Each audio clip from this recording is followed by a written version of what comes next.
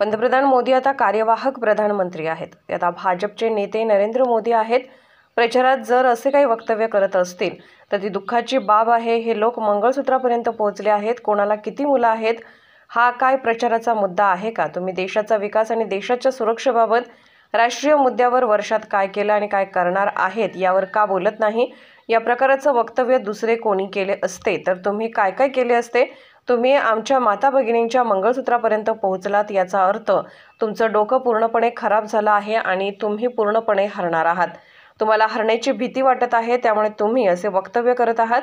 आमच्या पक्षाचं जे गीत आहे त्यात भवानी मातेचं नाव येते तर त्यांना त्रास आहे। हिंदू धर्म हिंदू संस्कृतीबद्दल जर काय येते तर त्यांना त्रास आहे। भवानी माता महाराष्ट्रात नाही चालणार तर छत्रपती शिवाजी महाराज देवता आहे त्यावर देखील तुम्ही आक्षेप घेणार आहात का? प्रधानमंत्री यांचा हात माता भगिनींच्या मंगळसूत्रापर्यंत पोहोचला ते निवडणूक आयोगाला नाही दिसत का? तुरुंगात मला देखील माझी औषधे मिळत नव्हती। केजरीवाल यांना मधुमेहाचा आजार आहे। थोडी जरी माणुसकी असली पाहिजे। अरविंद केजरीवाल हे मुख्यमंत्री आहेत, पूर्ण बहुमत त्यांच्याकडे आहे। त्यांना त्यांची औषधे न देणे म्हणजे तुम्हाला त्यांची हत्या करायची आहे का? हा माझा देखील अनुभव आहे। मला देखील औषधे दिली जात नव्हती, त्यासाठी मला भांडावं लागत होतं। निवडणूक आयोग हा भारतीय जनता पक्षाची एक शाखा आहे। सध्याचा निवडणूक आयोग ही भारतीय जनता पक्षाची शाखा आहे। दिल्लीमधलं निर्वाचन आयोग जे आहे त्याचं नाव बदलून भाजपा निर्वाचन आयोग करणं गरजेचं आहे। महाराष्ट्रामध्ये जय भवानी हा शब्द किंवा हर हर महादेव या घोषणा पिढ्यानपिढ्या दिल्या जात आहेत। त्याच्यावरती कोणी आतापर्यंत बंदी आणली नव्हती। काँग्रेसच्या राज्यातही बंदी नव्हती।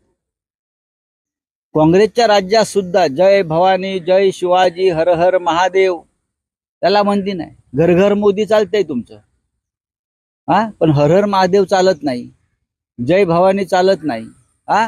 तुमचं नमो नमो नमो ढमो धमो ते चालतंय, लेकिन पण हे चालत नाही जय भवानी।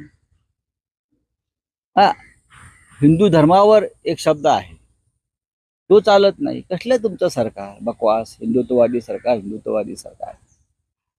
ते तुमचे फडणवीस म्हणतात तुम्हाला हिंदुत्वाचं नाव घेण्याचा अधिकार नाही तुम्हाला आहे। तुम्ही काय दिवे लावलेत हिंदुत्वाचे?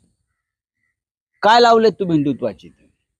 शिवसेनेचा हिंदुत्वाशी जो संबंध आहे त्याच्या आसपासही भारतीय जनता पक्ष फिरकू शकत नाही। तुमचं व्यापारी हिंदुत्व आहे, तुमचं नकली हिंदुत्व आहे। छत्रपती शिवाजी महाराजांची जय भवानी ही कुलदैवत आहे महाराष्ट्राची, त्याच्यावर तुमचं निवडणूक आयोग बंदी आणताय आणि तुम्ही हात चोळत बसलाय। चला, मुख्यमंत्र्यांनी एक मुलाखत दिली एका वृत्तपत्राला, त्यात त्यांनी असं थेट म्हटलंय की महाविकास आघाडी सरकारचा अनेक भाजपच्या मंत्र्यांना जेलमध्ये टाकण्याचा डाव होता आणि खोट्या केसेस त्यांच्या विरोधात घेण्यात आल्या। त्या सरकारमध्ये एकनाथ शिंदे सुद्धा होते ना। स्वतः एकनाथ शिंदे तुरुंगाला घाबरून पळाले ना। शिवसेनेमध्ये होते आणि भारतीय जनता पक्ष त्यांना तुरुंगात टाकणार होतं, ईडी आणि सीबीआय। त्यांनी समोरून सांगावं, ते कुठे कुठे जाऊन रडले मला तुरुंगात जायचं नाही म्हणून। ते काय सांगतात? खोटे बोलतात। भारतीय जनता पक्षामध्ये एकतर भ्रष्टाचारांना स्थान आहे किंवा खोटं बोलणाऱ्यांना स्थान आहे, किंवा एखादा माणूस भारतीय जनता पक्षात गेला की त्याला खोटं बोलण्याची ट्रेनिंग दिलं जातं रामभाऊ म्हाळगी प्रतिष्ठानमध्ये। तुम्ही कसं खोटं बोललं पाहिजे, तुम्ही कसे खोटे आरोप केले पाहिजे यासाठी एक प्रशिक्षण भारतीय जनता पक्षात दिलं पाहिजे। त्यानुसार अजित पवार असतील, एकनाथ शिंदे असतील, हे सगळे अगदी मस्तपैकी रेटून खोटं बोलतायत। पण आज तुम्ही जेलमध्ये तुम्ही जेलवारी तुमची टळली असेल, पण उद्या टळणार नाही हा इशारा आहे।